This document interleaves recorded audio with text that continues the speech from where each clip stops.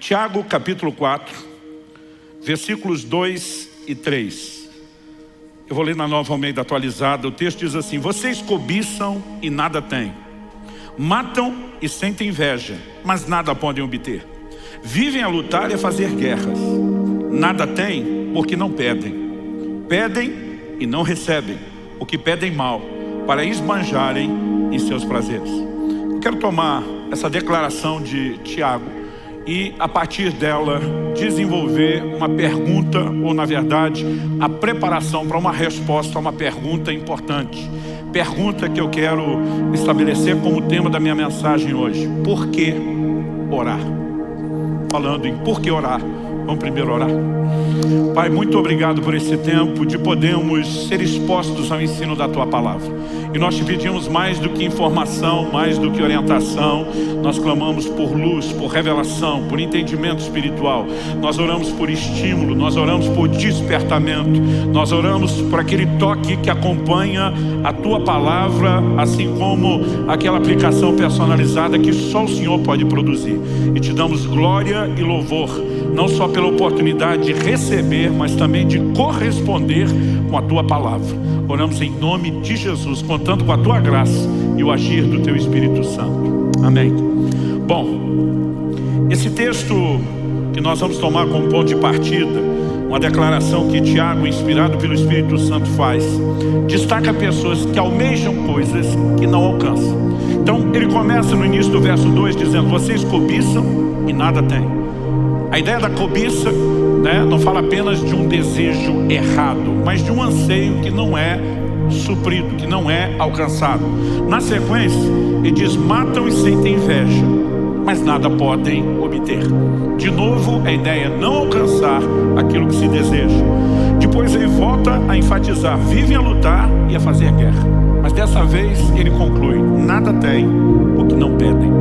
Ou como dizem as traduções mais antigas: nada tendes porque não pedis. Basicamente ele está dizendo que a razão de não alcançarem aquilo que querem é porque tentaram isso apenas pelas formas, eu diria, não só naturais, mas carnais, e excluíram aquilo que eu chamaria de uma grande chave de acesso à manifestação de Deus e ao sobrenatural, que é a oração. Em primeiro lugar, ele fala de pessoas que não experimentam a intervenção divina porque não oram. Mas depois ele fala de um grupo que até ora, mas não recebe de Deus, porque apesar de pedir, que é a coisa certa para se receber de Deus, orar, eles fazem a coisa certa do jeito errado e não conseguem resultados. Ou seja, tanto por um motivo, não orar, como por outro, orar de forma errada, eles acabam não acessando a intervenção divina. Eu tive o privilégio de nascer e crescer no lar cristão, então desde que eu me entendo por gente, eu ouço sobre oração.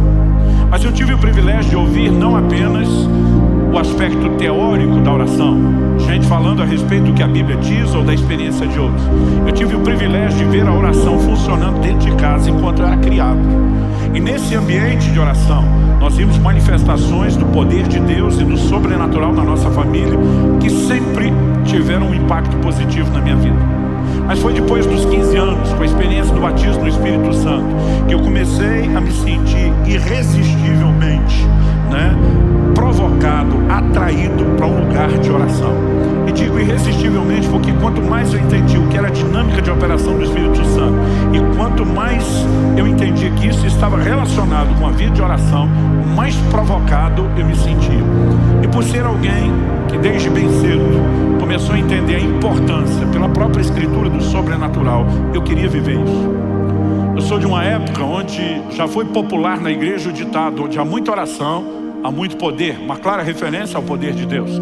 Mas onde há pouca oração, há pouco poder. Nem todo mundo concluía a terceira parte do ditado, que era óbvio: e onde não há oração, não há manifestação do poder de Deus.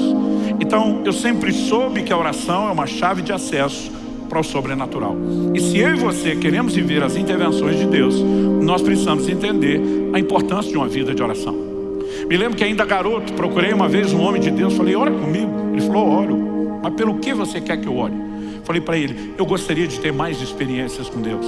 Ele falou: se você quer ter mais experiências com Deus, em vez de estar me pedindo para orar por você, você que deveria estar desenvolvendo uma vida de oração. Porque diz, é lá na sua vida de oração que você vai ter as experiências que você está querendo alcançar comigo orando por você. Eu fiquei um pouco ofendido, achei ele rude e mal disposto, né? Sem vontade de abençoar os outros. Mas de alguma forma eu percebi, não completamente naquele momento, que aquele conselho estava carregado de toda a verdade que eu precisava. Se havia um lugar onde o sobrenatural seria acessado, era na minha vida de oração, e não apenas pedindo oração para os outros. Quando você lê o livro de Atos, a maior parte das experiências extraordinárias narradas tem um pano de fundo em comum, que é uma vida de oração. O dia de Pentecostes, o que é que aquele povo estava fazendo no cenáculo? Atos 1,14 diz que eles perseveravam unânimes em oração. Então a experiência da visitação do Espírito Santo em Atos 2 foi gerada naquele ambiente de oração. Em Atos capítulo 3 nós temos um milagre de um paralítico sendo levantado na porta formosa do templo. A Bíblia diz que Pedro e João iam como de costume à hora da oração. Naquele desenvolvimento de uma vida de oração, eles começam a ver sinais e prodígios. Em Atos, no capítulo 4, a Bíblia fala dos discípulos novamente sendo cheios do Espírito Santo. Mas não só eles, a Bíblia diz o lugar onde estavam reunidos tremeu. Você consegue imaginar uma reunião dessa? Onde o prédio, o ambiente que nós estamos todo é chacoalhado com o poder de Deus. E a Bíblia diz que todos foram cheios do Espírito Santo. E você vai seguindo a narrativa bíblica. O anjo de Deus aparece para Cornélio, Atos 10. O que Cornélio estava fazendo? Orando. O apóstolo Pedro tem uma visão no telhado em paralelo ao que está acontecendo com Cornélio. O que é que Pedro estava fazendo em cima do telhado enquanto preparava a comida? A Bíblia diz que Pedro subiu, né, ao eirado para orar. Quando você olha a visão que Ananias tem, e o Senhor aparece a ele, tem um contexto, não só Ananias, mas Paulo especificamente, está 3 dias trancado, sem comer nem beber, orando, né? E o Senhor se manifesta a Ananias dizendo, vai lá e põe suas mãos sobre Paulo. E nós vemos sua experiência sendo provocada. O Senhor Jesus aparece para Paulo no templo. O que é que Paulo estava fazendo lá no templo? Piquenique? Não, estava orando. E você percebe que a oração é de fato uma porta para o sobrenatural, não apenas para experiências, mas também para vivermos, além das respostas às orações, um nível maior da manifestação do reino de Deus nessa terra. Mas a pergunta em cima da qual nós queremos trabalhar é por que orar? Por que a oração acaba se tornando essa porta de entrada para a manifestação do sobrenatural? Eu quero, antes de tentar trabalhar o conceito correto, eu quero trabalhar 2 questionamentos que eu particularmente me fiz muitas vezes e já vi muita gente, né, fazer o mesmo tipo de indagação e pergunta. Em primeiro lugar, eu quero trabalhar a ideia de que a oração não é meramente informativa. Ela não tem o propósito de comunicar a Deus uma necessidade. O Deus onisciente, que conhece tudo, o Deus presciente, que conhece as coisas antes de acontecerem, não precisa ser informado sobre um problema. Então, a oração não cumpre um papel de informar Deus sobre uma necessidade, uma vez que Ele já sabe de tudo. O segundo questionamento diz respeito à vontade de Deus. Muita gente me pergunta, mas Deus não faz o que quer, quando quer, como quer, do jeito que quer, uma vez que Ele é soberano? Eu digo para as pessoas, não confunda soberania com unilateralidade. Deus não age sozinho.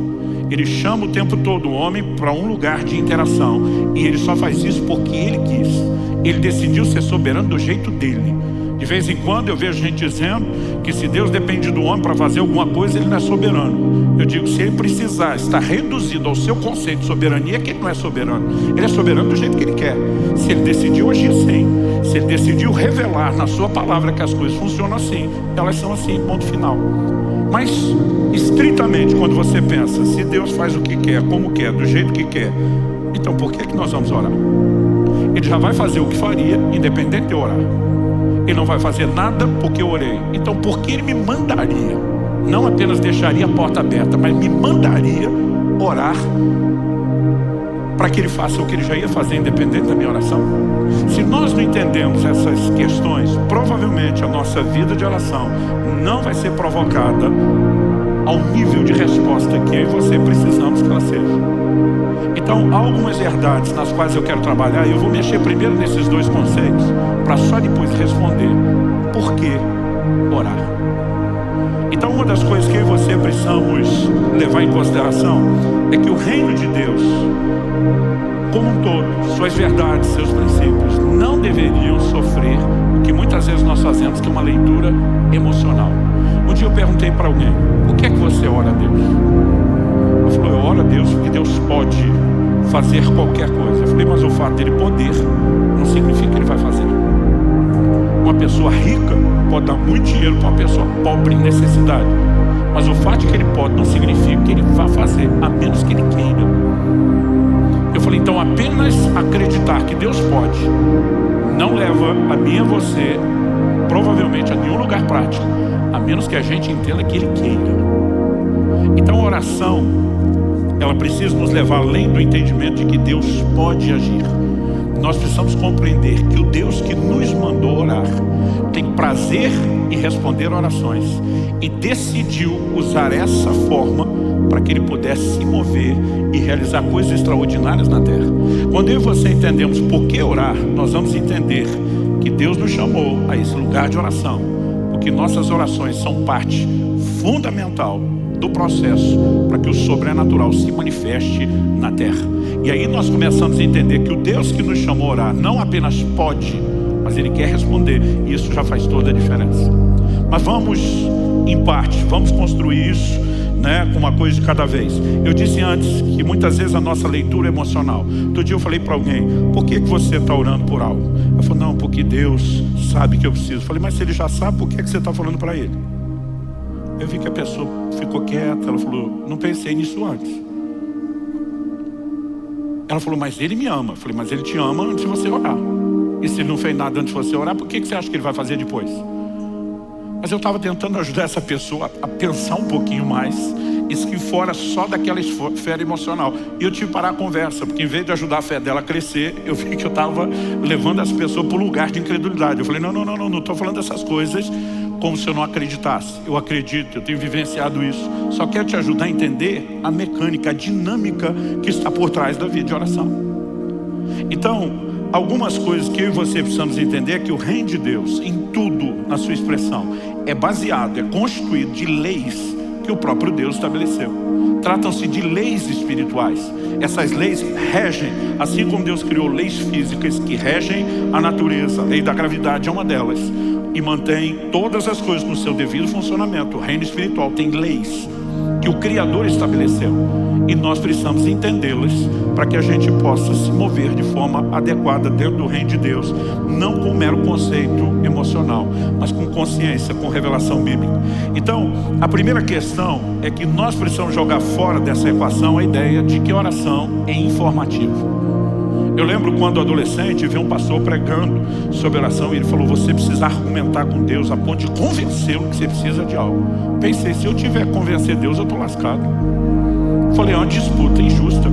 Ele já sabe o argumento que eu vou usar antes, você está preparado para tudo? Eu falei: quem que ganha uma discussão dessa? Quem que argumenta nesse nível? E eu percebi que, embora a tentativa daquela pessoa fosse boa, a intenção fosse boa, muitas vezes algumas declarações que transformamos de uma forma, absoluta, elas não são bem assim. E você precisamos entender que o propósito da oração não é informar Deus.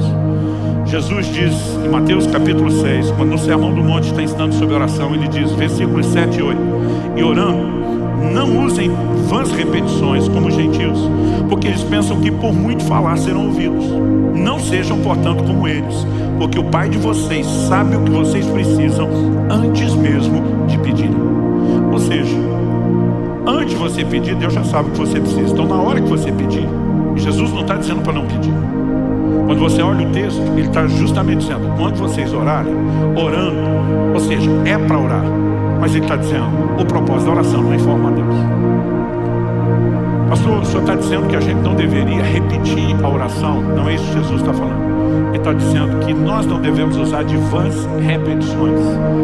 Em outras palavras, acredito que ele está falando que a oração não deve ser transformada numa fórmula, numa espécie de reza que é repetida e você tem o conceito errado de que vai vencer Deus na canseira. Alguns acham que por muito falar serão ouvidos. Já vi gente distorcer o que Jesus ensinou em Lucas 18. Quando ele conta uma parábola sobre uma viúva que é chamada de viúva importuna, já vi gente dizendo, você tem que importunar Deus, incomodar Deus, né? E eu olho e digo, não foi isso que Jesus ensinou. Jesus fala de uma viúva que importunou um juiz iníquo. Esse juiz não é uma figura de Deus, ele não reflete o caráter de Deus, ele é um homem ímpio, sem valores, ele não estava nem aí para fazer justiça para aquela mulher, mas ele cedeu pela importunação, porque foi incomodado. O que Jesus está fazendo não é a comparação desse juiz com Deus, é um contraste. Assim como no outro momento, em Mateus 7, Jesus disse, se vocês são maus, sabem dar boas dádivas aos vossos filhos, quanto mais o Pai Celestial não dará coisas boas àqueles que pediram. Quando Jesus diz quanto mais, ele está dizendo, vocês são ruins, maus, já atende bem os filhos. Imagina Deus que é bom. Não é mera comparação, é um contraste, é um destaque. Ele está dizendo, Deus está em outro patamar. Em outras palavras, Jesus está dizendo, ele não vai ser vencido pela importunação. O que você precisa entender é que há nele uma disposição de te atender e de fazer algo a seu favor. Quantos estão entendendo? Jesus não está falando contra a insistência da oração. Lucas 18:1, antes de falar da viúva importuna, registra o seguinte, Jesus lhes contou uma parábola para mostrar que deviam orar sempre e nunca desanimar. Essa insistência na oração já mostra que o propósito da oração não é informativo. Por que eu vou orar uma segunda vez se eu já informei a Deus na primeira? Então, obviamente, não se trata de informação. Quando nós tiramos isso da equação, ressalta-se novamente a pergunta, então por que orar? A oração tem outro motivo, tem outra razão de ser.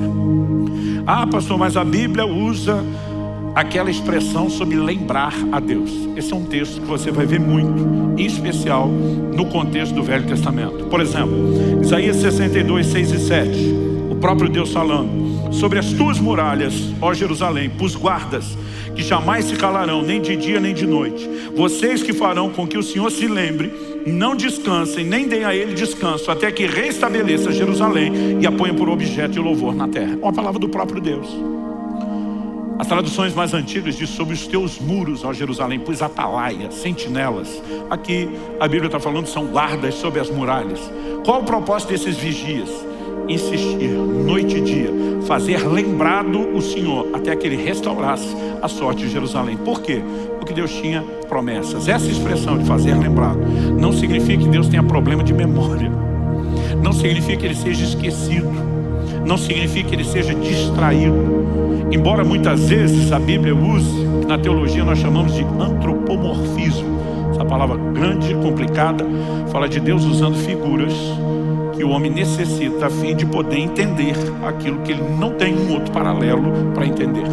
Então, quando a Bíblia diz que os olhos do Senhor passam sobre a terra, não significa que os olhos dele necessariamente sejam como os meus e os seus. Quando a Bíblia fala da mão do Senhor, não significa que necessariamente Deus tem uma forma física humana como a nossa ou como a que Jesus assumiu. Também não estou negando isso, mas não significa que seja necessariamente assim. Muitas vezes essas palavras nos ajudam a entender, né, paralelos espirituais para os quais não existiria uma outra forma de nos descrever. Por exemplo, estava conversando essa semana no carro com a minha filha numa viagem. Eu falei, interessante a Bíblia dizer que no dia do tribunal do juízo vão se abrir os livros, porque todo o registro de antigamente, quando essas verdades foram escritas, era feito na forma de livros. Eu falei para minha filha, particularmente, imagino que se esses textos fossem escritos hoje, talvez falaria de um outro formato de registro digital. Falei para minha filha, imagino passar-se-ão os vídeos. Quando falei isso, minha filha ficou preocupada. Falou, pai, se for no formato de vídeo, só a gente vê ou todo mundo vê a vida da gente? Eu falei, você tem algo a temer? Ela falou, não, mas seria uma coisa muito estranha, né? A gente assistia a vídeo todo mundo. Ela falou, é gente demais. Eu falei, tempo é o que não vai faltar na internet, na eternidade, né? E ela olhou para mim e falou, você está falando sério? Eu falei, não, estamos brincando, especulando, né? A Bíblia só fala dos livros, mas isso não significa que seja uma declaração absoluta, que seja a única forma de registro. Então, quando a Bíblia usa a expressão lembrar o Senhor, normalmente isso vem dentro de um contexto. Qual o contexto? ou Deus fez uma promessa. E lembrar é dizer, o Senhor já assumiu um compromisso e revelou a sua vontade para ir em outra direção. Então Jerusalém estava vivendo um momento delicado e complicado, mas Deus estava dizendo, eu coloquei atalaias sobre os muros, intercessores, pessoas que vão clamar noite e dia, até que Deus reestabeleça. E eles têm um propósito de estar lá declarando diante de Deus o que é que Ele falou, o que é que Ele prometeu, o que é que Ele sinalizou que Ele ia fazer. Agora, se Ele já prometeu, já sinalizou que Ele ia fazer, porque alguém tem que orar para que isso aconteça. É a grande pergunta. Mas já que eu toquei no assunto de lembrar, vamos falar de alguns textos bíblicos que mostram essa ideia de que não se trata de esquecimento divino, mas de um exemplo onde a oração apresentada visa reivindicar algo onde Deus já se comprometeu a fazer. Gênesis 19, 29 diz o seguinte: assim, quando destruiu as cidades da Campina, está falando de Sodoma e Gomorra, Deus se lembrou de Abraão e tirou Ló do meio da destruição, quando subverteu as cidades em que Ló tinha morado. Quando a Bíblia diz Deus se lembrou de Abraão, não está falando de um problema de memória. Por quê? A destruição acontece na madrugada, quando o dia está para amanhecer. Antes do anoitecer, no dia anterior, Abraão está diante de Deus intercedendo por Sodoma e Gomorra. O Senhor destruiria a cidade se houvesse nela tanto justo? Deus diz não. Abraão pensa, joguei alto. Aí diz, não se ire o Senhor se eu perguntar a segunda vez. E ele vai baixando o número, segunda, terceira, quarta, e aonde ele chega, Deus diz, se houvesse tanto de justo, eu não destruo. Mas você percebe claramente que é um posicionamento de intercessão da parte de Abraão. No dia seguinte, mesmo não tendo aquela quantidade de justos, Deus pega a quantidade menor. Ló, além de justo, que o Novo Testamento chama assim, era da família de Abraão. E a Bíblia diz, Deus fez aquilo por Ló, porque lembrou de Abraão. Essa expressão lembrou, não é que da noite para o dia ele sofreu o esquecimento. A Bíblia apenas está vinculando a ação do dia seguinte ao posicionamento de oração do dia anterior. Quem está entendendo, diga amém. Êxodo capítulo 2, versos 24 e 25, quando fala da nação de Israel vivendo como escravos no Egito, a Bíblia diz, ouvindo Deus o seu gemido, lembrou-se da sua aliança com Abraão, com Isaac e com Jacó. E viu Deus os filhos de Israel e atentou para a sua condição. Deus já tinha dito em Gênesis 15 a Abraão, sua descendência será peregrina em terra alheia, será reduzida à escravidão durante 400 anos. Quando o livro de Atos, Estevão contando essa história, diz, quando se aproximava o tempo da promessa que Deus fez a Abraão, ele começa a trabalhar através de Moisés um livramento. Quando a Bíblia está dizendo Deus se lembrou, não significa que tinha esquecido da pessoa. A Bíblia está vinculando que o que ele vai fazer agora está relacionado com a promessa que ele havia feito anteriormente. Nós vemos o mesmo exemplo de uma intercessão de Moisés em Êxodo 32, quando ele está no monte. O povo faz um bezerro de ouro, enquanto ele está recebendo de Deus os 10 mandamentos, toda a revelação. Deus sinaliza que vai destruí-los. Depois nós vamos olhar com calma esse texto. Moisés, na sua oração, ele diz para Deus, lembra-te de Abraão, de Isaac e de Israel, teus servos, aos quais por ti mesmo tens jurado. Em outras palavras, foi o Senhor que fez uma promessa para eles. O Senhor está preso àquilo que falou e prometeu. Lembra daquilo que o Senhor falou. Nesse momento de oração, ele não está tratando de Deus esquecido, mas a expressão lembra, tudo que eu vou orar agora está vinculado ao que o Senhor já falou e prometeu. Em Neemias, no capítulo 1, dos versículos 8 a 11, quando a nação de Israel viveu o seu apogeu, o ápice da apostasia, foi levada para o cativeiro de Babilônia. E agora findam os 70 anos dos quais Jeremias havia profetizado que duraria o cativeiro. Um processo de restauração está acontecendo. Esdras lidera a restauração do templo, mas Neemias viria na sequência para a restauração não só dos muros, mas da cidade de Jerusalém. E a Bíblia diz que no momento de oração, ele se dirige a Deus antes de, na condição de copeiro do rei que ele era, antes dele poder interceder em favor de uma volta para poder ajudar o povo. A Bíblia diz, a oração dele, Neemias 1, de 8 a 11, está registrada assim, lembra-te da palavra que ordenaste a Moisés teu servo, dizendo, se transgredides, eu vos espalharei por entre os povos. E é isso que tinha acontecido com eles. Mas a palavra não era só essa. Ele diz, mas se vos converterdes a mim e guardardes os meus mandamentos e os cumprides, então ainda que os vossos rejeitados estejam pelas extremidades do céu, de lá os ajuntarei e os trarei para o lugar que tenho escolhido para ali fazer habitar o meu nome, que era Jerusalém. Estes ainda são teus servos. Agora ele está falando para Deus em favor do seu povo. E o teu povo que resgataste com teu grande poder e com a tua mão poderosa. Ah, Senhor, estejam pois atentos os teus ouvidos à oração do teu servo, e a dos teus servos se agradam de temer o teu nome. Concede que seja bem sucedido hoje o teu servo, e dá-lhe mercê perante esse homem. A Bíblia diz que ele termina dizendo: nesse tempo eu era copeiro do rei. Essa expressão, lembra-te da tua palavra, né? Lembra daquilo que o Senhor falou. Nunca tem um papel informativo. Já que o Senhor esqueceu, estamos aqui te fazendo recordar. É apenas um posicionamento de reivindicação. É a sua promessa, é a sua aliança, é o seu compromisso. E daqui a pouco nós vamos entender a importância de orar alinhado à vontade de Deus. Mas em primeiro lugar, a gente precisa eliminar a ideia de que não se trata meramente de informação. Em segundo lugar, vamos procurar entender esse questionamento a respeito da vontade de Deus, né? Se Deus faz o que quer, quando quer, só do jeito que quer, como se ele agisse de forma unilateral, qual o sentido de orar?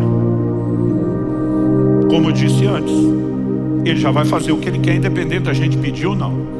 E se a gente pedir alguma coisa que ele não quer, ele também não vai mudar o que quer porque a gente pediu. Então qual o sentido de orar? Não só qual o sentido de orar, qual o sentido de Deus nos mandar orar? Será que isso tudo seria mera encenação? Será que Deus apenas olhou lá do céu e disse: esse povo não tem o que fazer, vamos deixar eles acreditar que eles influenciam alguma coisa, mesmo que isso não leve eles a lugar nenhum? Será que é assim que Deus agiria? Será que essa seria a dinâmica do seu caráter? Vamos iludi-los para alguma coisa que não produz resultado? Nós sabemos que isso não é verdade. Por quê? A Bíblia traz afirmações recorrentes de que Deus ouve o clamor dos homens.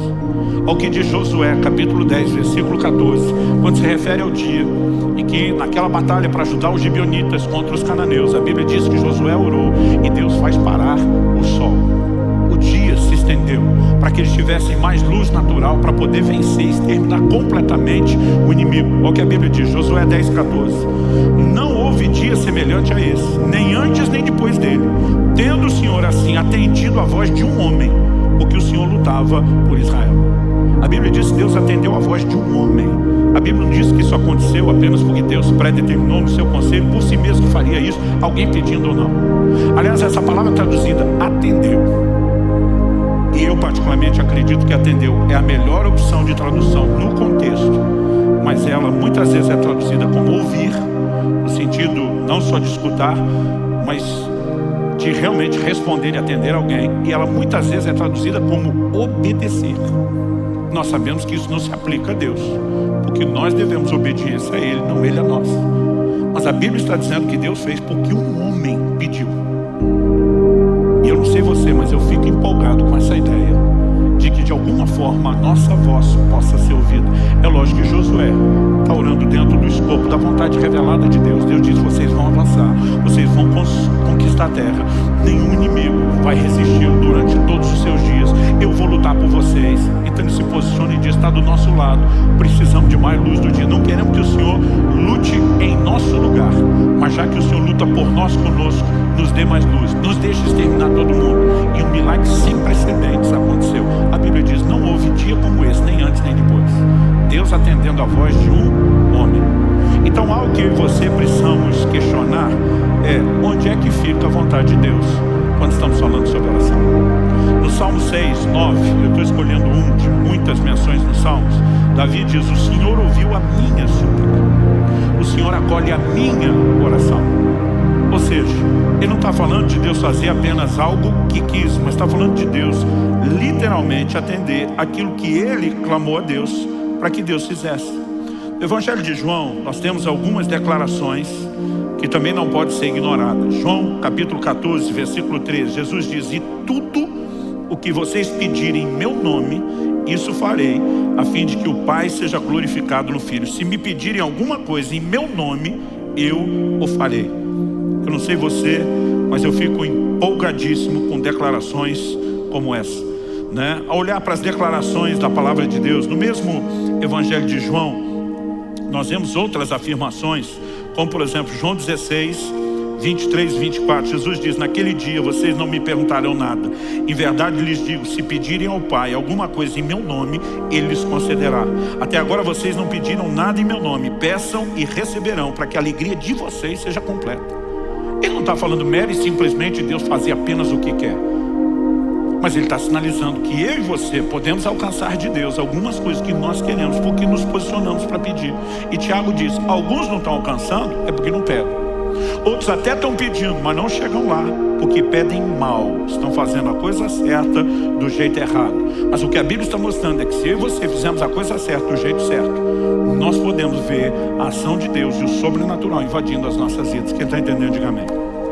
No entanto, não podemos negar que há uma relação muito forte na Escritura entre oração e a vontade de Deus.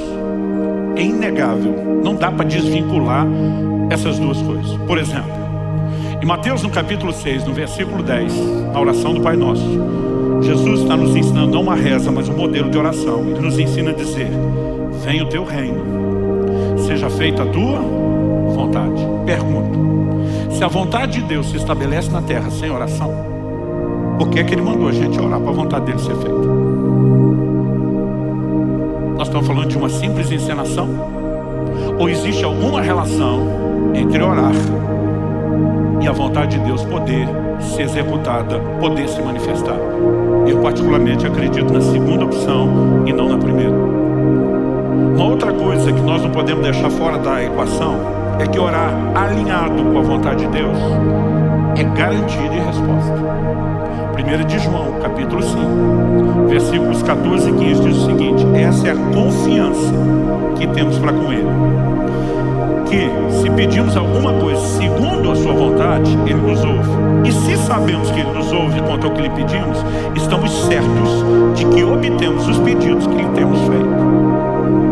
Então Ele diz: se oramos segundo a sua vontade, somos ouvidos. Se somos ouvidos, certeza que vamos alcançar o que é que nós estamos pedindo.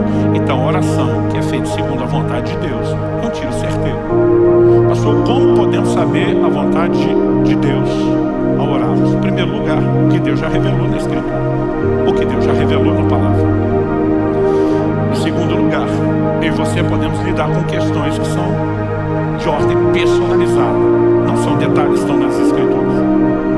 Quando Kelly estava grávida do Israel, nosso primeiro filho, estava se aproximando a hora do parto. Me lembro de um dia que eu estava no meu momento devocional, de oração com Deus. O Espírito Santo falou comigo: ore e jejue, porque você vai enfrentar uma grande batalha na hora do parto do seu filho. A partir daquele momento, durante 6 dias, eu não comi absolutamente nada. Eu fiquei em oração e intercessão contínua, até que no 6º dia me veio o que eu chamo de um testemunho de vitória. Alguns dos crentes mais antigos, em especial do meio pentecostal, usavam uma expressão que é: nós vamos orar até chegar lá. O que é o chegar lá? É aquela sensação: alcancei, conquistei algo, né? E quando me veio aquele testemunho interior, foi quando eu parei de orar e voltei a comer. Quando chegou o dia do parto, houve uma grande complicação. E de acordo com os próprios médicos, meu filho só sobreviveu por um milagre, por algo que eles não sabem explicar. Agora, se Deus já queria fazer um milagre, por que é que me mandou orar primeiro? Eu e você precisamos entender que até para fazer aquilo que Ele quer fazer, muitas vezes Ele sinaliza e nos chama a esse lugar de cooperação com Ele através da oração. Mas quando oramos dentro da vontade de Deus, é certo que Ele nos ouve. E se é certo que Ele nos ouve, é certo que vamos receber. Então, além daquilo que já está revelado na Escritura, a única outra forma pela qual eu e você podemos ter certeza da vontade de Deus é quando o Espírito Santo nos dá um direcionamento mais claro e específico. Além disso, vamos colocar ainda nessa equação algo que volta e meia eu falo aqui. Eu sempre tenho dito que oração não é só um meio através do qual eu e você conseguimos de Deus o que a gente quer. Isso é uma parte da oração, mas não é a verdade completa, porque a oração também deveria ser em contrapartida do meio através do qual Deus consegue de nós o que Ele quer. A oração também deve compor na nossa vida um ambiente de rendição e de sujeição à vontade de Deus. A Bíblia diz em Mateus 26, 39, que no Getsemane o Senhor Jesus ora, O livro de Hebreus interpreta o que aconteceu no Getsemane, dizendo que Jesus ofereceu com forte clamor e lágrimas, orações e súplicas a quem o podia livrar da morte. Então, quando lá no Getsemane nós lemos nos evangelhos Jesus dizendo: Pai, se possível, passe de mim esse cálice. Cálice, no próprio ensino de Jesus, fala de sofrimento. Ele basicamente está dizendo para Deus: se tiver um plano B que dê para evitar a morte por crucificação, vamos ativar o plano B. Contudo, seja feito não a minha, mas a sua vontade. A oração sempre tem que nos levar ao lugar da vontade de Deus. E se a nossa vontade vem em colisão com a dele, nós precisamos nos submeter à vontade dele. Ou seja, até agora, o tempo todo, nós estamos vendo uma forte relação entre oração e a vontade de Deus. Essa é uma das razões pelas quais as expressões de fazer lembrar do Senhor não tem papel informativo, mas são um posicionamento de dizer: o Senhor já revelou sua vontade na palavra, e nós apenas estamos colocando isso diante do Senhor, para que fique claro que não estamos orando fora da sua vontade.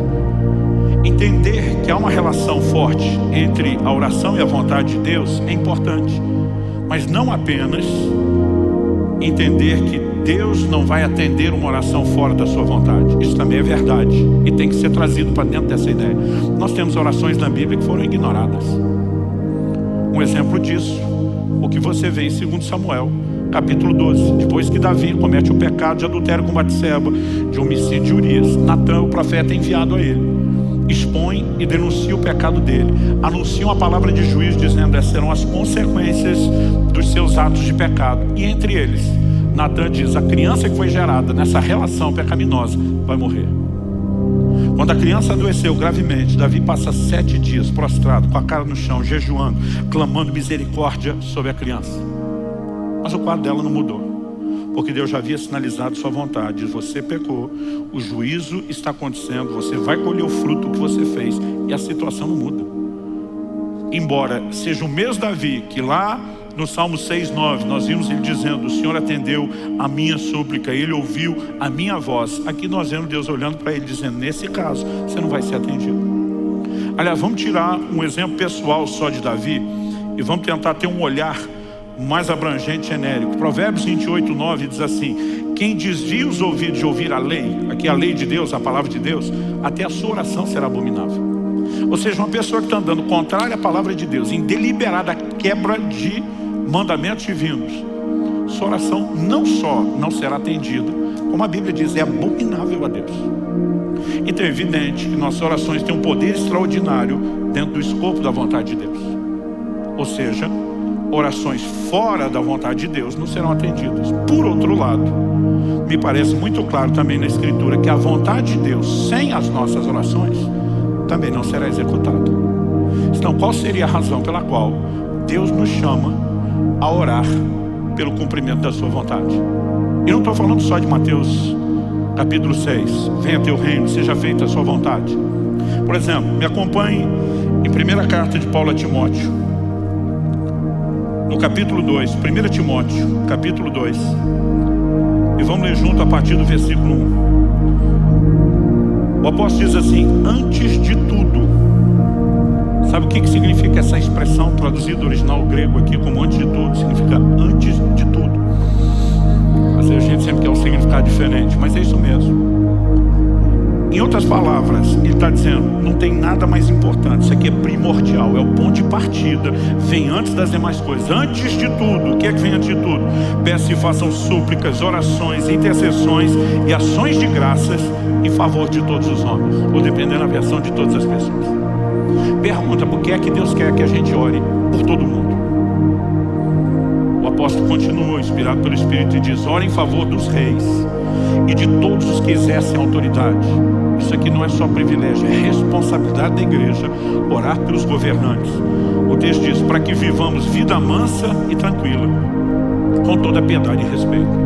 Quantos acreditam que Deus quer que a gente tenha uma vida mansa e tranquila? Mas ele está dizendo: orem pelos reis e governantes para que vocês possam ter isso. Em outras palavras, ele está dizendo: você não vai ter isso apenas porque eu quero, você vai ter isso se você orar.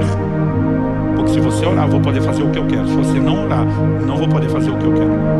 Aliás, o texto continua e diz no versos 3 e 4: isso é bom e aceitável, dependendo da versão, agradável, diante de Deus nosso Salvador. Que é bom e aceitável orar por todos os homens. Aí ele diz no verso 4: o qual deseja que todos sejam salvos e cheguem ao pleno conhecimento da vontade, da verdade. Mas se Deus deseja a vontade dele salvar todo mundo, por que é que eu tenho que orar? Pois é, o tempo todo é o que a Bíblia nos mostra, que a vontade de Deus sem oração não será executada. Por outro lado, a oração fora da vontade de Deus também não será atendida. Mas existe uma combinação entre oração e vontade de Deus, que se torna uma química explosiva. E aí nós voltamos à pergunta do início: por quê?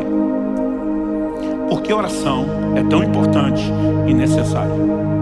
E acredito que para a gente poder responder isso, nós precisamos de uma visão panorâmica, abrangente, maior. E precisamos olhar ao longo das Escrituras qual é o propósito de Deus desde o início com o homem em relação à terra. Alguém diz com muita propriedade que para entender o propósito você tem que voltar no início. Quando questionaram Jesus a respeito de divórcio e casamento, Jesus disse: nunca lestes que desde o princípio Deus os fez homem e mulher, e disse: deixará o homem seu pai e sua mãe, né? Se unirá a sua esposa, os dois terão a sua carne. Jesus vai lá no primeiro casal para estabelecer o padrão e o propósito de Deus para o casamento. Porque voltar à origem muitas vezes nos ajuda a entender o propósito. E quando falamos a respeito disso, quando você olha para a criação, lá em Gênesis, no capítulo 1, qual foi a declaração de Deus a respeito do homem? Ele diz em Gênesis 1:26, Deus disse: façamos o ser humano a nossa imagem, conforme a nossa semelhança.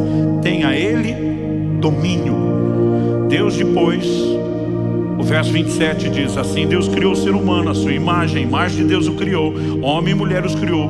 O verso 28 diz: Deus os abençoou e lhes disse: sejam fecundos, multipliquem-se, encham a terra e sujeitem-na. Aqui ele está falando da terra. Daí ele diz: tenham domínio sobre os peixes do mar, sobre as aves do céu e sobre todo animal que rasteja sobre a terra. Como é que a Bíblia se refere a esse mesmo episódio? No Salmo 8, dos versos 4 a 8, a Bíblia diz: que é o homem para que dele te lembres, e o filho do homem para que o visites? Fizeste-o, no entanto, por um pouco menor do que Deus. De glória e de honra o coroaste. Deste-lhe domínio sobre as obras da tua mão, e sob seus pés tudo lhe puseste. Aí ele afirma nos versos 7 e 8: ovelhas, bois, todos, também os animais do campo, as aves do céu, os peixes do mar e tudo que percorre as veredas dos mares. Deus não estava dando domínio só sobre os animais, sobre toda a terra, sobre toda a criação, sobre tudo que Deus fez. O homem é chamado de a coroa da criação, não apenas porque é feito no final, mas a Bíblia diz: Deus o coroa de glória e de honra. Ele foi feito um pouco menor do que Deus, a imagem e semelhança de Deus. E aí Deus diz: tudo isso que eu criei, estou entregando a você. Você sujeita, você governa. Eu diria que a razão pela qual eu e você precisamos orar é uma questão de legalidade. Eu diria que é uma questão de jurisdição. Deus, ao criar o ser humano, diz: toda a terra criada está entregue ao seu governo e à sua autoridade. Você manda nisso aqui. E basicamente o próprio Deus que empoderou o homem para governar sobre a terra diz: para que eu possa agir, eu não passo por cima da autoridade que eu lhe concedi. Você precisa me solicitar formalmente para que eu possa interferir. O Salmo 115:16 resume isso dizendo: os céus são os céus do Senhor, mas a terra Deus a deu aos filhos dos homens. Por que é que Jesus nos ensina a orar dizendo: venha o teu reino, seja feita a tua vontade aqui na terra como é feita nos céus? Porque na jurisdição dele, a vontade dele se estabelece sem restrição. Mas para que ela possa se estabelecer aqui, eu e você temos que clamar. Essa é a razão pela qual a vontade de Deus sem oração não se cumpre, e também pela qual a oração fora da vontade de Deus não atrai a intervenção dele. Mas é a razão pela qual a combinação das duas coisas é uma química explosiva. Quem está entendendo, diga amém. O que você precisamos entender, que inclusive ratifica a autoridade que Deus deu ao homem. Outro dia alguém me perguntou: pastor, mas se o que o senhor está falando fosse verdade, que o homem tem autoridade sobre a terra e Deus não quer passar por cima e ele espera uma solicitação, como é que fica as declarações de que a Bíblia diz que do Senhor é a terra e a sua plenitude? Deus não transferiu a posse do que lhe pertence. Deus lhe transferiu a autoridade de governo por tempo determinado. Mas até que o prazo de arrendamento encerre, ainda que tudo pertença a Deus, a autoridade foi dada ao homem. Aí alguém me disse, ok, mas então o diabo também não poderia agir na terra e parece que ele está meio solto. Eu falei, ele está. Diferente de Deus, ele está. E alguém me perguntou por quê. Eu falei, vamos para a tentação de Jesus no deserto. Lucas 4, versos 5 e 6. A Bíblia diz que Jesus, quando está sendo tentado pelo diabo, num dos momentos, o diabo lhe mostrou todos os reinos, as glórias do mundo. E diz para Jesus, tudo isso te darei, se prostrado me adorares. O diabo diz assim para Jesus, porque me foi entregue, eu dou a quem quiser. Jesus não olha para o diabo e diz, mentiroso, nada disso é teu. Até porque se fosse mentira, não seria uma tentação. Jesus nem questiona o que o diabo está dizendo, se ele tem o poder de entregar ou não. Ele apenas diz, está escrito, ao Senhor teu Deus adorarás, e só ele servirás. E Jesus sabia muito bem que ele veio para tomar tudo aquilo de volta como Redentor, sem precisar se curvar diante do diabo, sabendo que quem vai se curvar diante dele é o próprio Satanás. Mas tirando o mérito que faria, nós precisamos entender agora, se o diabo está dizendo, me foi entregue, eu dou a quem quiser, a pergunta é, quem entregou? Foi Deus? Não. Deus entregou tudo isso na mão do homem. Quem que pôs na mão de Satanás? O homem. 2 de Pedro 2,19 diz que quem é vencido em algo se torna escravo daquele que o vence. Quando o homem peca, tudo aquilo que Deus lhe confiou, toda a sua autoridade, automaticamente é transferida. Ainda que Jesus tenha vindo para resgatar, e a obra da redenção não se limita aos homens, envolve toda a terra e toda a criação, porque tudo foi afetado com o pecado. Ainda que Jesus tenha vindo para restaurar a autoridade do homem, nós voltamos a uma posição semelhante ao que era antes da queda. O homem tem autoridade, e ele precisa reivindicar uma intervenção dos céus, para que os céus possam entrar no lugar da jurisdição ou da legalidade humana.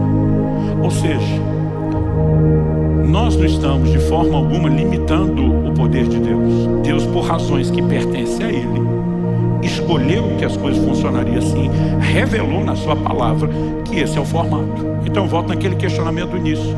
Alguns de vez em quando me perguntam, e a soberania de Deus, onde fica? Eu falei, fica com Ele. Ele continua sendo soberano. Ele que decidiu agir assim, não foi a gente que convenceu Ele. Nós não iludimos Ele para participar do processo e conseguimos fazer Ele acreditar como se Ele não fosse soberano. Ele, o Criador, Senhor de todas as coisas, decidiu e revelou isso na sua palavra. Ponto final. A pergunta é, o que é que eu e você vamos fazer com a autoridade que nos foi dada, com a autoridade que nos foi entregue? A Bíblia está dizendo, alguns não têm porque não pedem. Os céus não vão se mover em favor de quem não pede. Pastor, então qualquer um que pedir vai receber? Também não. Porque Tiago diz que alguns pedem, não recebem porque pedem mal. Qual a definição de pedir mal? Em primeiro lugar, ele fala de alguns que querem apenas esbanjar nos seus próprios deleites. Ou seja, eles não estão sintonizados com a vontade de Deus. E não é porque para Deus agir na terra, ele precisa da solicitação do homem, que o homem aqui na terra manda Deus fazer o que ele quer e não o que Deus quer. Então nós precisamos entender esse outro lado. Segundo, uma das definições de uma oração bem-sucedida está lá em Tiago capítulo 1. Ele começa falando de sabedoria e termina falando de toda e qualquer outra coisa. Ele diz, tem algum de vós falta de sabedoria? Tiago 1,5. Peça a Deus que a todos dá liberalmente. Eu amo essa frase. Deus dá de forma generosa, liberal. Mas ele diz, peça porém com fé, não duvidando. E diz, porque o que duvida é semelhante à onda do mar que é levada e agitada pelo vento. E diz, não pense tal homem o que duvida, que receberá do Senhor coisa alguma. Então aqui nós temos um outro elemento. Se qualquer petição funcionasse, todo mundo estava sendo atendido em toda e qualquer coisa. Mas porque a oração ela precisa não só estar alinhada à vontade de Deus, mas ser feita com fé, é que muita gente no processo acaba tendo orações sem resultado, sem nenhuma efetividade. Porque a necessidade de fé, Deus determinou, o justo viverá da sua fé. Tudo que eu e você vamos receber de Deus estão nos depósitos da graça. Como que a graça é acessada? Romanos 5,2 diz, pela fé nós temos acesso à graça. Então eu e você precisamos entender a importância da fé. E aqui de novo, para que a gente entenda como fazer bem o que deve ser feito, nós voltamos na importância da palavra de Deus. Porque orar a própria palavra. Porque a fé vem por ouvir a palavra. A palavra de Deus não sinaliza só a vontade de Deus e o que Ele quer fazer, mas a revelação da sua vontade nos inspira fé, nos inspira a confiança e a convicção de que Ele fará aquilo que Ele já disse que faria. Então nós nos posicionamos em cima da palavra. Agora, o que você precisamos atender e entender é que mesmo as promessas de Deus, elas não têm garantia de cumprimento automático. Algumas promessas bíblicas são de fato incondicionais. Por exemplo, a vinda de Jesus.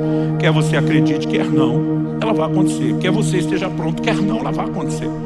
Mas muitas promessas são claramente condicionais. Hebreus capítulo 6, versículo 12 diz que eu e você temos que nos tornar imitadores daqueles que pela fé e perseverança herdam as promessas. Ou seja, sem fé ninguém vai herdar a promessa. Em 1 Timóteo 1,18 nós vemos Paulo declarando a Timóteo: de acordo com as profecias que foram ditas a teu respeito, combate firmado nelas o bom combate. Ou seja, se o que Deus falou vai se cumprir automaticamente, por que é que eu tenho que lutar por isso? Mas aí eu e você precisamos entender que uma das razões é que o nosso posicionamento de fé vai nos levar a experimentar a intervenção divina. Quem está entendendo, cara? Com isso em mente, eu queria que a gente fosse lá para Êxodo capítulo 32. Êxodo capítulo 32, eu quero ler do versículo 7 ao 14.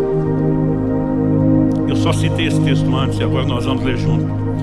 Quando Moisés sobe o Sinai, passa 40 dias diante do Senhor, sem comer nem beber, envolvido na nuvem da glória de Deus, recebendo de Deus os mandamentos.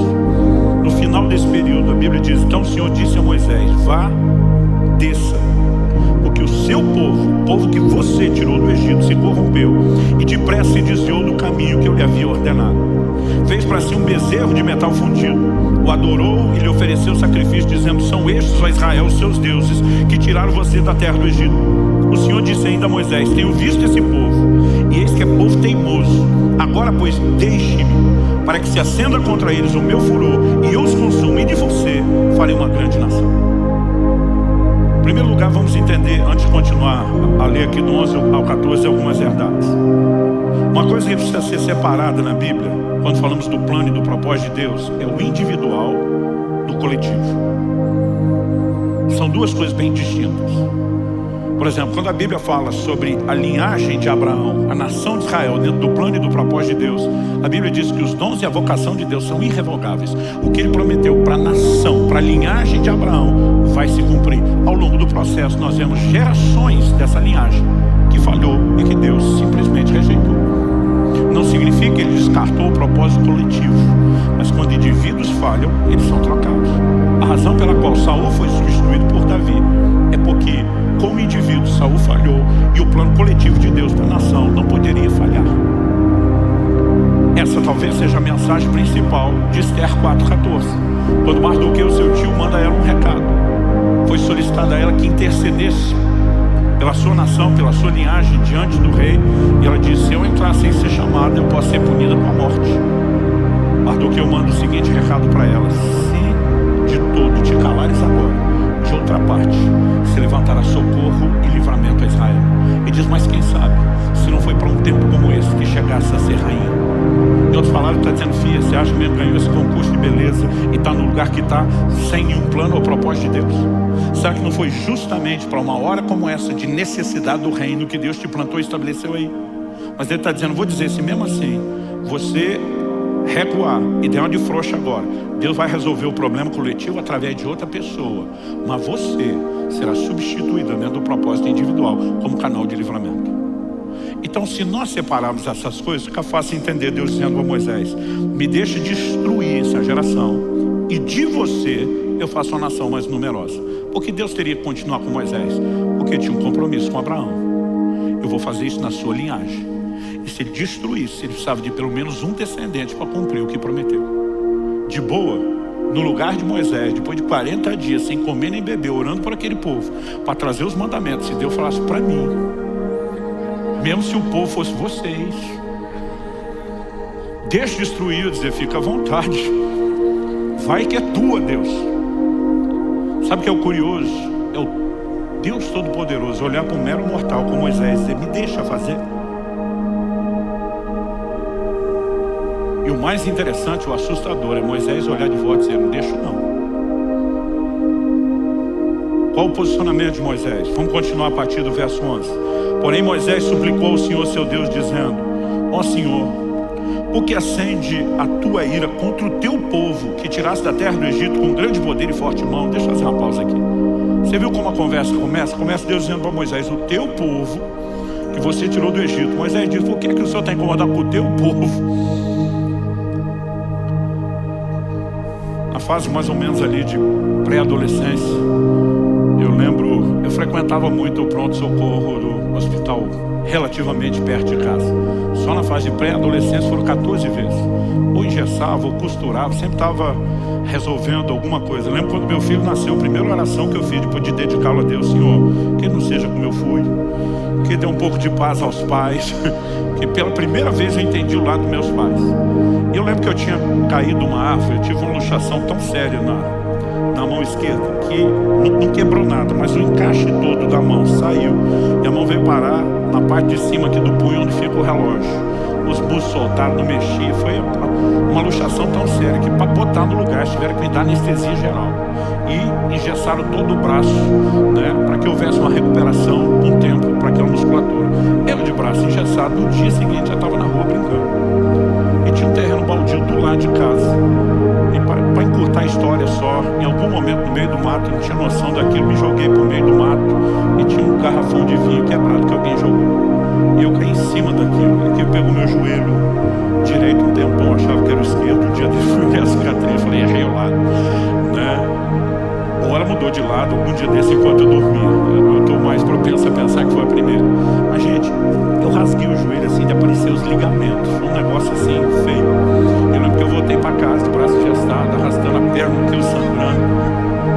Gente, eu não vou esquecer esse dia. Primeiro, meu pai olhou para mim e disse assim: não abra a boca. Ele pegou um vidro de mertiolate. Então eu lembro que mertiolate antigamente não era mertiolate hoje.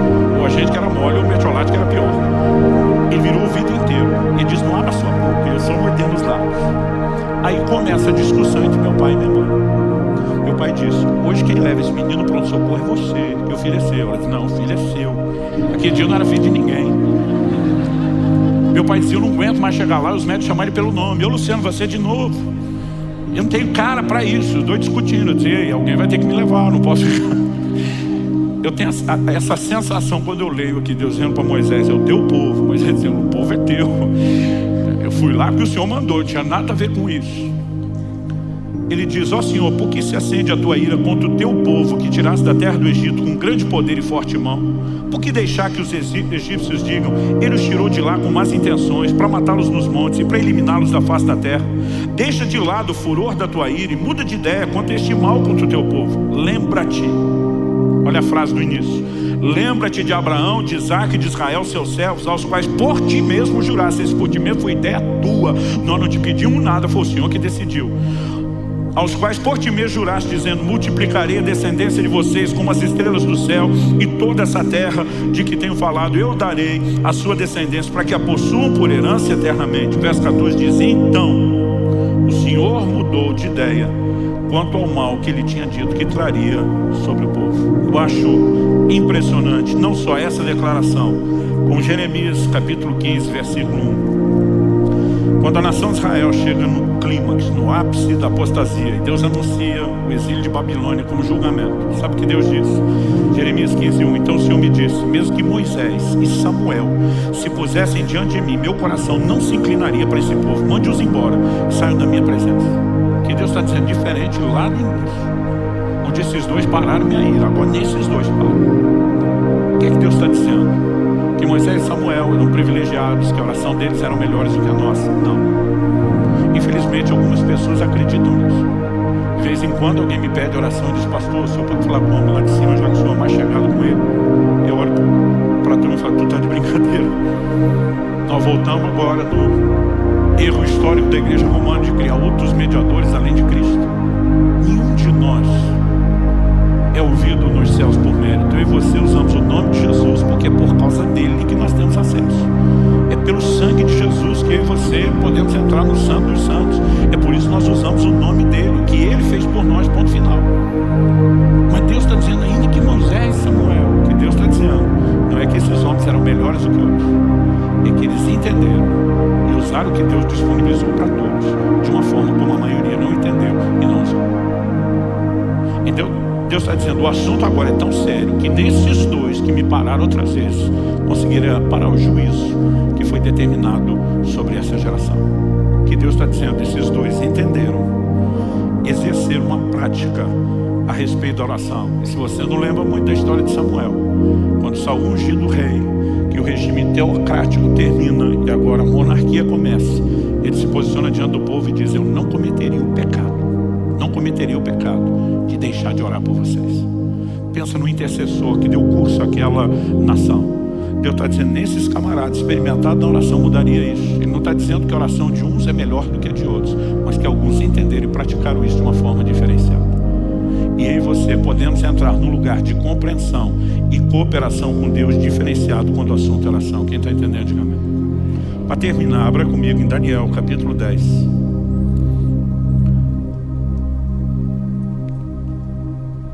Daniel, capítulo 10.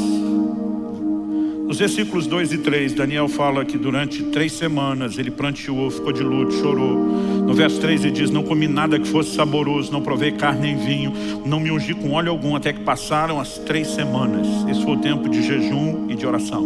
No final delas, um anjo de Deus apareceu para Daniel. No verso 2, Daniel explica e diz, então ele, aqui ele é uma referência ao anjo. Então ele me disse, não tenha medo, Daniel, porque as suas palavras foram ouvidas desde o primeiro dia em que você dispôs o coração a compreender e a se humilhar na presença do seu Deus. Foi por causa dessas suas palavras, do primeiro dia, que eu vim. Eu não sei o que passou na cabeça de Daniel, porque a Bíblia não diz, mas eu teria talvez perguntado, se me ouviu desde o primeiro dia, porque só chegou depois de 3 semanas. A verdade é que o anjo antecipou a resposta. Ele diz no verso 13, mas o príncipe da Pérsia, ou do reino da Pérsia, me resistiu durante 21 dias. Ele está dizendo, levou 3 semanas para eu chegar, apesar de eu ter saído no primeiro dia. Porque houve resistência, eu fui resistido. Por quem? Pelo príncipe da Pérsia. Ele não está falando de um príncipe humano. Nenhum homem poderia parar um anjo. O poder e a força de um anjo, revelado na Bíblia, é incomparável. Nenhum homem poderia pará-lo. Mas Efésios capítulo 6, verso 12, diz que diferente de Israel do Velho Testamento, nós, o Israel de Deus hoje, a Bíblia diz, nossa luta não é contra a carne e o sangue. Nós não batalhamos fisicamente. A Bíblia diz, nossa luta é contra principados, potestades, dominadores, pendendo a versão às hostes espirituais da maldade. Há toda uma hierarquia no plano espiritual. E nós vemos que os demônios também têm questões territoriais e que existem príncipes, por isso são chamados de principados sobre nações. Quem era a Pérsia? A Pérsia, junto com a Média, havia acabado de assumir o lugar de Babilônia e estava exercendo o controle do mundo dos seus dias. Não era só uma potência mundial, era um governo mundial. O príncipe da Pérsia era o demônio de maior autoridade que exercia governo do reino das trevas sobre o mundo dos seus dias. O que está acontecendo enquanto Daniel está orando não é um problema da vida de Daniel, é uma movimentação sobre o reino de Deus de proporções globais. Ele diz, eu enfrentei resistência de uma das maiores potestades, de um dos maiores principados do reino das trevas. Tanto que ele diz no verso 13, porém Miguel, um dos príncipes mais importantes, outras traduções diz, um dos primeiros príncipes, a NVI diz um dos príncipes supremos, veio me ajudar e eu fiquei ali com os reis da Pérsia, mesmo com a ajuda de Miguel. Quem é Miguel? Patente alta, um dos primeiros príncipes. Apocalipse 12 fala que quando Satanás com seus anjos forem expulsos definitivamente, a Bíblia fala de Miguel liderando os exércitos de Deus nessa guerra, patente alta. O anjo está dizendo para Daniel, a briga está tão feia que eu precisei da ajuda de Miguel, um dos primeiros príncipes. Ele ficou do meu lado, o pau quebrou essas 3 semanas. Aí está dizendo, eu furei o bloqueio, vim te dar notícia, mas a briga não terminou. Olha comigo os versos 20 e 21. Ele diz assim, ele diz, você sabe por que eu vim? Agora voltarei a lutar contra o príncipe da Pérsia. Ele diz, tem uma briga na volta, no caminho de volta. Ele diz, e quando eu sair, eis que virá o príncipe da Grécia. O que ele estava dizendo? Assim como os persas, junto com a Média, assumiram o lugar de Babilônia, ainda que esse principado contra o qual nós vamos lutar caia, se levantará um novo principado com a Grécia, que é quem assumiu o governo mundial no lugar da Pérsia. Ele termina dizendo no verso 21, mas eu direi a você o que está expresso no livro da verdade. E na minha luta contra eles, não há ninguém que seja ao meu lado, a não ser Miguel, o príncipe de vocês. Assim como existem principados malignos, nós temos príncipes dos anjos. A Bíblia destaca Miguel como príncipe do povo, da nação de Israel. Há uma guerra acontecendo no plano espiritual. A pergunta é, se Daniel parasse de orar no segundo dia dizendo, acho que esse negócio não está funcionando, qual teria sido o custo dessa guerra e dessa batalha? Se eu e você como igreja assumimos uma atitude permanente de negligência na oração, qual será o destino da igreja dos nossos dias? Qual será o curso do estabelecimento ou não do reino de Deus na terra? Uma pergunta que frequentemente não nos fazemos. Porque muitas vezes nós achamos que orar é um privilégio quando se trata de alcançar benefícios pessoais. Mas nós não entendemos que se trata de uma responsabilidade quando falamos a respeito de estabelecer o reino de Deus. É lógico que nós vamos ter intervenções de Deus, são de ordem pessoal. Jesus falou, tudo quanto pedidos em meu nome. Se não estamos quebrando princípios, nem colidindo com a vontade de Deus, Ele não estabeleceu limites. E muitas vezes nós podemos ver coisas que para outros pode até não parecer importante. Eliseu fazer flutuar um machado, a maioria de nós teria dito, compra outro. Gente, eu já vi Deus fazer desaparecer verruga, joaninha do pé dos outros, no momento da oração. Muitas vezes a gente fica tentando definir o que é, o que não é importante. Deus nem definiu esses limites.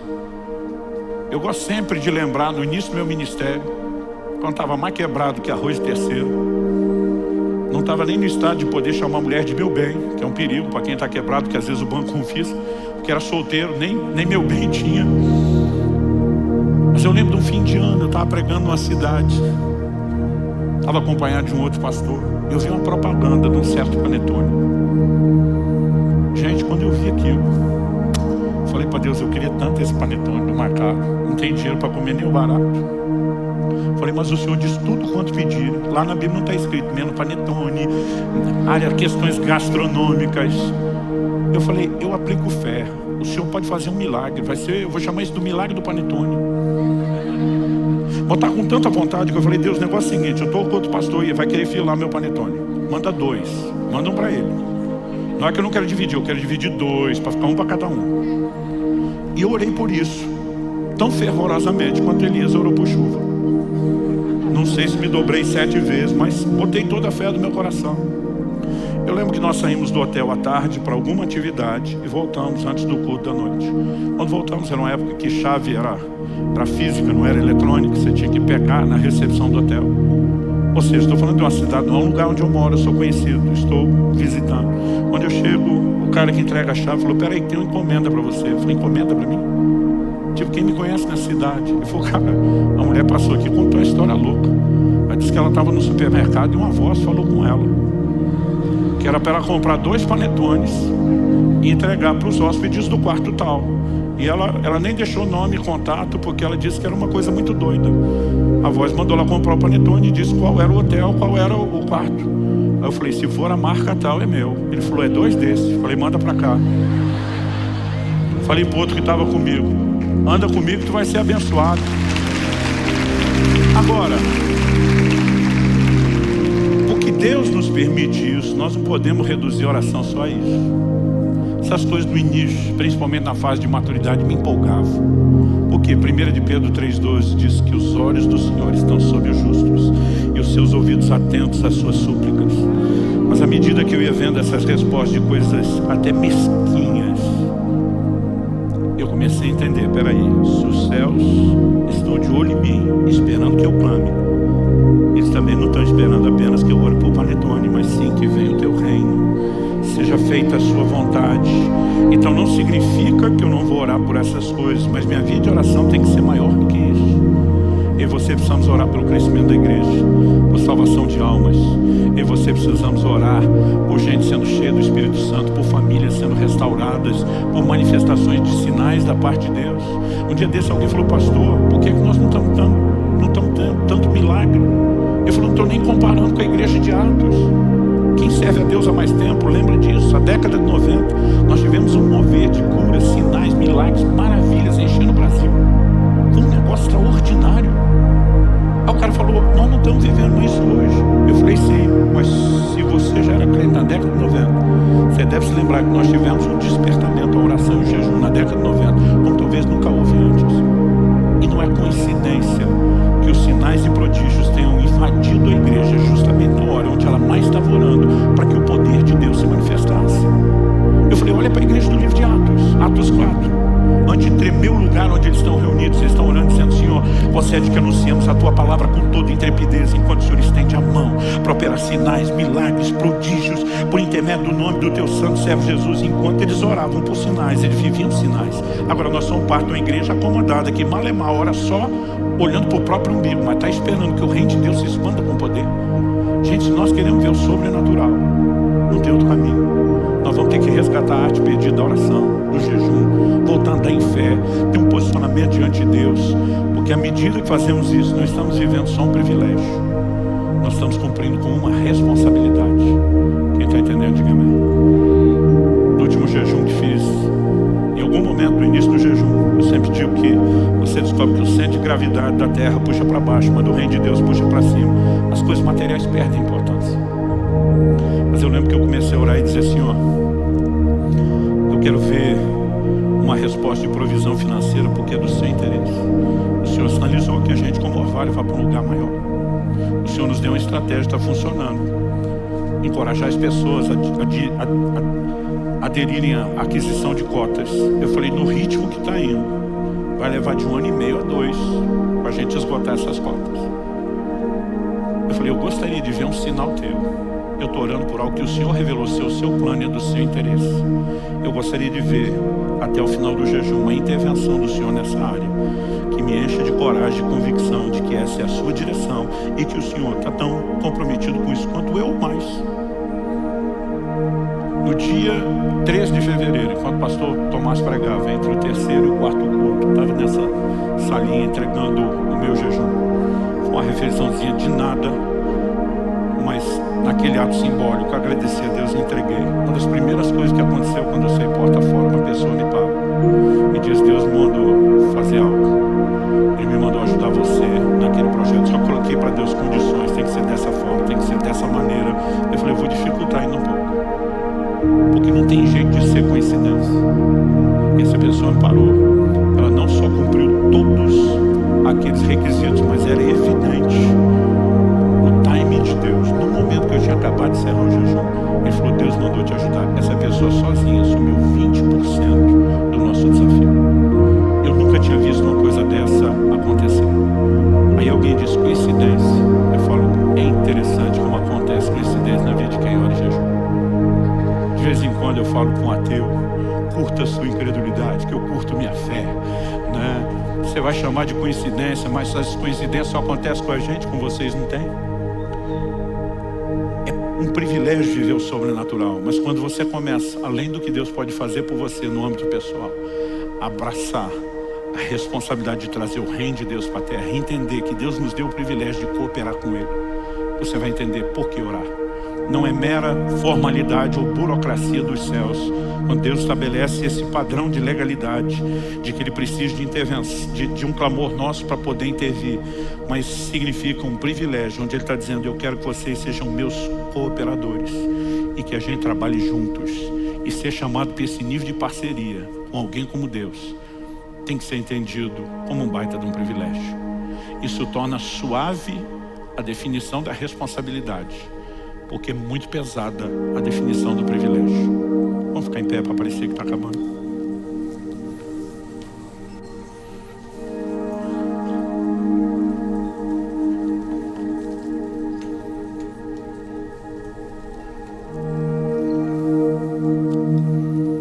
Esqueceram de me avisar que era para terminar antes.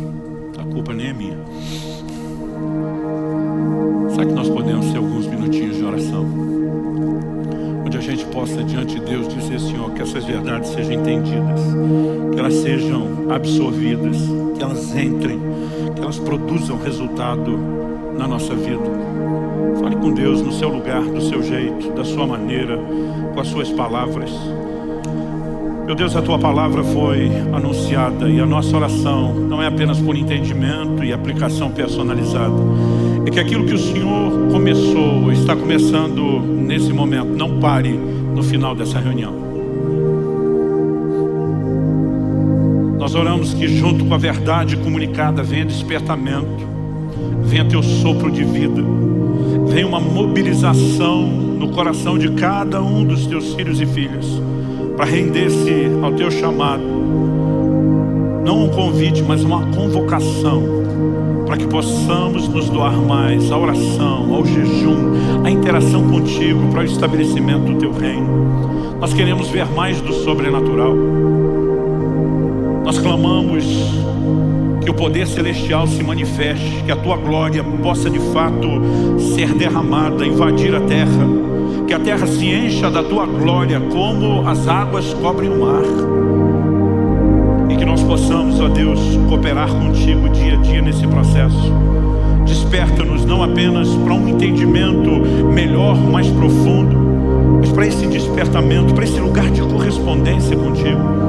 Permita-nos vivenciar experiências novas e maiores, crescer de uma forma prática, no entendimento, na escola da oração, debaixo da liderança do teu Espírito, que é chamado nas Escrituras de Espírito de súplicas. Pai, nós clamamos por um agir poderoso do teu Espírito nas nossas vidas como indivíduos, na nossa vida como igreja, como corpo. Que o Espírito Santo venha turbinar a nossa vida de oração com uma nova perspectiva, com um novo entendimento, um novo despertamento. Nós clamamos em nome de Jesus. Em nome de Jesus. Que o teu Espírito nos leve a essa escola de oração, a esse ambiente onde aprendemos por meio da compreensão da tua palavra, mas também de forma prática, vivenciando intervenções e manifestações dos céus, que nos provoquem a nos dedicar cada vez mais de forma progressiva a uma vida de oração. Nós suplicamos em nome de Jesus. Nós clamamos pela restauração, pela restituição do sobrenatural na vida da igreja, nas nossas vidas como indivíduos, nas nossas casas. Queremos viver mais das tuas intervenções. E oramos que isso não apenas supra necessidades pessoais, que o Senhor nos use como uma espécie de vitrine, que o seu nome seja glorificado e exaltado, que a fé de outros seja provocada e inspirada. Nós clamamos em nome de Jesus. O Senhor, se referindo à sua igreja, diz que ela seria chamada casa de oração. Nós queremos cumprir esse papel. Suplicamos graça e favor do Senhor, bem como o teu toque, em nome de Jesus. Em nome de Jesus. Se você crê e concorda, diga amém. Se você recebe essa palavra, diga eu recebo, em nome de Jesus. Glória a Jesus. Olá, eu sou Luciano Subirá e quero te dar as boas-vindas ao meu canal. Gostaria de pedir que você não apenas usufruísse do material aqui disponível, mas sendo abençoado, que eu tenho certeza que você será, quero te pedir duas coisas. Faça sua inscrição no canal e nos ajude a divulgar o conteúdo para alcançar o maior número possível de pessoas. Deus te abençoe.